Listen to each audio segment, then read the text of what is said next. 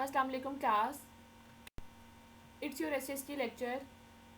So students, we are starting our unit number 8 from now, and its topic is ancient civilizations.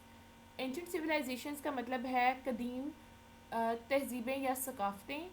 ठीक है, तो ancient का मतलब होता है कदीम पुराना और सिविलाइजेशन का मतलब होता है तहजीब. So class, first of all, open up your page number 75 of your textbook.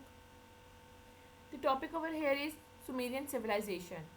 हाँ, ये एक सिविलाइजेशन का नाम है जिसको हम कहते हैं Sumerian civilization. Let's read about it. Sumerian civilization existed in Mesopotamia, now Iran and Iraq.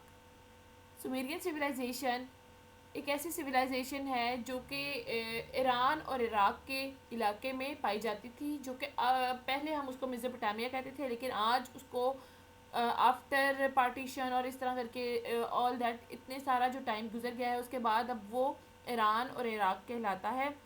Historians believe that this was the first civilization of the world.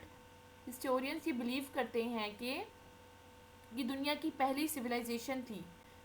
Civilization exists when a group of people have attained an advanced stage of human society in which a level of culture, science, industry and government have been reached. Civilization हम ऐसे group of people को कहते हैं जो कि जिन्होंने एक advance stage of human society attain कर ली होती है. लाइक उन्होंने एडवांस स्टेज पे वो पहुंच गए होते हैं अपनी सोसाइटी के हिसाब से. उन्होंने कोई ना कोई ऐसी आदतें, कोई ना कोई ऐसे मैनर्स जो है वो इख्तियार कर लिए होते हैं जो कि उनको सुपीरियर या उनको मैनर्ड करार देते हैं, जिसकी वजह से उनको हम कहते हैं कि एडवांस सोसाइटी हो चुकी है. वो उनके अपने तौर तरीक़ों में, अपने हर तरह के मैनर्स में, पैटर्न्स में, ठीक है, उनके सारे के सारा जो कल्चर होता है उसको अगर हम देखें तो वो एक एडवांस फॉर्म में होता है, एक जदीद और एक अच्छी शक्ल में होता है. लोग जो है वो बहुत मैनरफुल हो चुके होते हैं. साइंस में तरक्की हो गई होती है, एडवांस हो गई होती है साइंस, एडवांसमेंट हो चुकी होती है साइंस में. इंडस्ट्री जो है वो फ्लरिश कर रही होती है, उसमें एडवांसमेंट आ चुकी होती है. नए नए तरीके जो होते हैं वो ईजाद हो गए होते हैं चीज़ों को करने के. उसके अलावा गवर्नमेंट जो है वो भी एक स्टेबल पॉइंट पे पहुंच गई होती है. उसमें भी एडवांसमेंट जो है उसके पैटर्न्स में आ चुकी होती है. एक जो है वो एक अच्छा सिस्टम बन गया होता है. इसलिए हम कहते हैं कि वो जो स्पेसिफिक ग्रुप ऑफ जो पीपल है वो सिविलाइज्ड हो गया है. जिस तरह से हम कहते हैं एक जो सोसाइटी है वो सिविलाइज्ड हो गई है, तो उसका मतलब यही होता है कि वो बहुत तहजीब याफ्ता हो चुके हैं, बहुत मैनरफुल हो चुके हैं. तो इसी तरह से सिविलाइजेशन जो होती हैं वो एक अच्छे स्टेज पर जब एक सोसाइटी पहुंच जाती है, एक उनके अंदर मैनर्स आ जाते हैं, हर चीज़ में एडवांस जब वो होती हैं, तो हम उसको सिविलाइजेशन का नाम देते होते थे.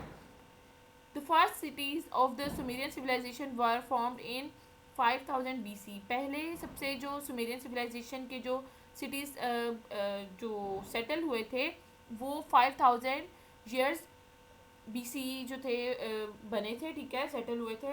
BC का मतलब है बिफोर क्राइस्ट. जिस तरह से हमने पहले 4th क्लास में भी ये पढ़ा है कि बिफोर क्राइस्ट का मतलब है कि हज़रत ईसा के पैदा होने से पहले. मीन्स अगर हम 5000 ईयर्स BC कह रहे हैं तो हज़रत ईसा के पैदा होने से 5000 साल पहले की बात हो रही है, ठीक है. तब ये सिटीज़ जो थे सेटल हुए थे. Consequently that means that the first city of Sumerian civilization came into existence 5000 years before the birth of Prophet Isa. वही वाली बात जो मैंने आपको बताई है.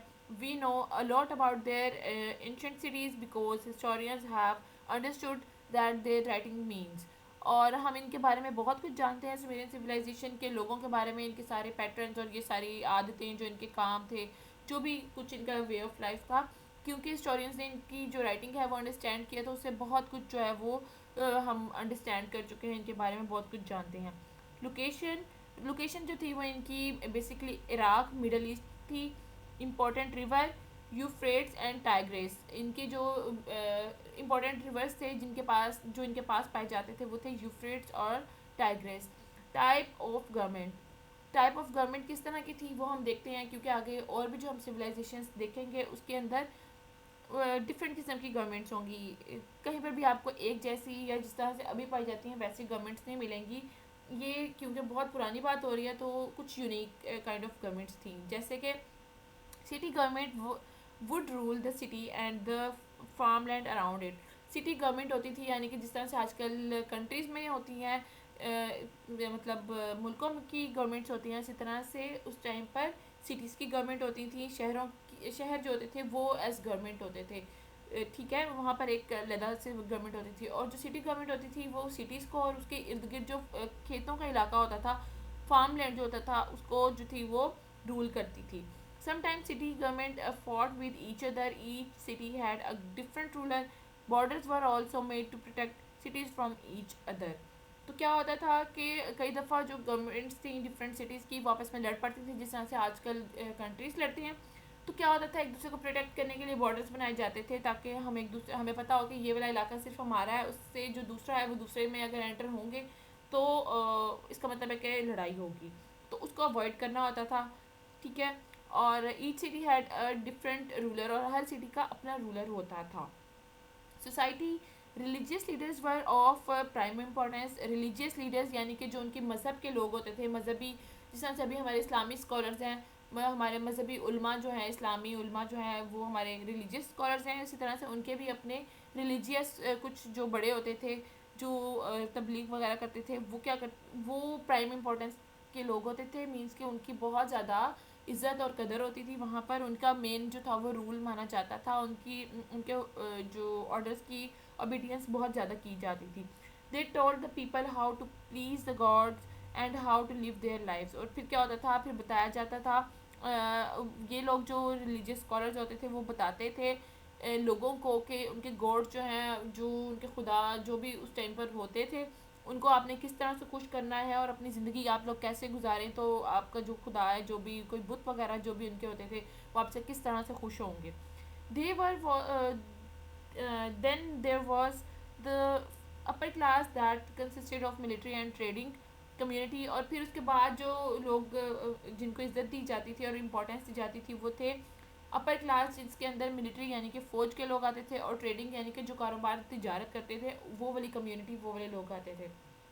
लास्टली देयर वर स्लेव्स, और उसके बाद कौन आते थे, गुलाम। गुलाम हम उनको कहते हैं, उन लोगों को कहते हैं जो कि बहुत मीन्स के किसी की मलकियत होते हैं, वो इंसान जो किसी की मलकियत होते हैं, किसी की प्रॉपर्टी के तौर पे ऑनरशिप में होते हैं, और वो बंदे जो उनके ऑनर होते हैं, जो उनके मास्टर होते हैं, वो उनसे जो मर्ज़ी करवाएं, तो और जो वो हुक्म दें, वो स्लेव्स जो होते हैं, वो गुलाम जो होते हैं, वो उनके करने के लिए मजबूर होते हैं। तो ऐसे बंदों को हम स्लेव्स कहते हैं, जो कि किसी की ऑनरशिप में होते हैं, जो किसी ने अगर उनको ख़रीद लिया हो तो। दे वर ऑल्सो ऑल लेबरर्स, और वो क्या होते थे, वो सारे के सारे मजदूरी करते थे, और उनके सारे काम ही करते थे, वो सारे लेबरर्स होते थे उस पूरी कम्युनिटी में, वही सारे इस तरह के मजदूरी के काम करते थे छोटे। और वो ये जो गुलाम होते थे, और ये सबसे कम इम्पोर्टेंस के होते थे, और सबसे ज़्यादा इनको जो है वो कम जो कदर मिलती थी। Religion, each city had its own God, और हर सिटी के अपने खुदा होते थे, नौज़बिल्ला। देयर टेम्पल्स वर कॉल्ड जिगरेट, और इनके जो मंदिर होते थे उनको जिगरेट कहते थे। और राइटिंग स्टाइल यूनिफॉर्म यूनिफॉर्म और इनके राइटिंग स्टाइल का नाम था uniform. Okay, now question and answers. It's question number 2 of your textbook, which is describe the class system of Sumerian civilization. The class system in Sumerian civilization was divided into three groups. First, the religious leaders, then there were the military and trading community, lastly there were slaves and laborers. जिस तरह से मैंने आपको अभी बताया है कि class system में उनके कौन किस तरह से डिवाइड किया होता था, उन्होंने तीन तरह के ग्रुप्स बनाए हुए थे, अपने क्लासेस बनाई हुई थी, इसको हम कहते हैं क्लासिफिकेशन करना, ये क्लासेस बना लेना अपनी सोसाइटी में। तो ये तीन तरह के लोग थे, इन्होंने जो थे कैटेगराइज किए हुए थे। फर्स्ट रिलीजियस लीडर्स थे, फिर उसके बाद मिलिट्री और ट्रेडिंग कम्युनिटी आ जाती थी, और उसके बाद लास्टली वो स्लेव्स और लेबरर्स को ट्रीट करते थे। ठीक है, ओके, नाउ योर होमवर्क। तो क्लास आपने क्या करना है, आपने आज रीड आउट करना है पेज नंबर 75 बहुत केयरफुली और बहुत अच्छे तरीके से। Learn and right exercise question number 2, और क्वेश्चन नंबर 2 जो एक्सरसाइज का है वो आपने बहुत अच्छे तरीके से लिखना है, बहुत नीटली और बहुत proper format, through proper use of marker और through proper use of pen. ठीक है, ब्लू पेन। तो आपने ये काम करना है बहुत नीटली, और क्वेश्चन नंबर 1 जो है वो हम नहीं करेंगे इसका ऑनवर्ड्स। ठीक है, आगे फिर लेट्स सी आगे क्या करते हैं. Thank you so much.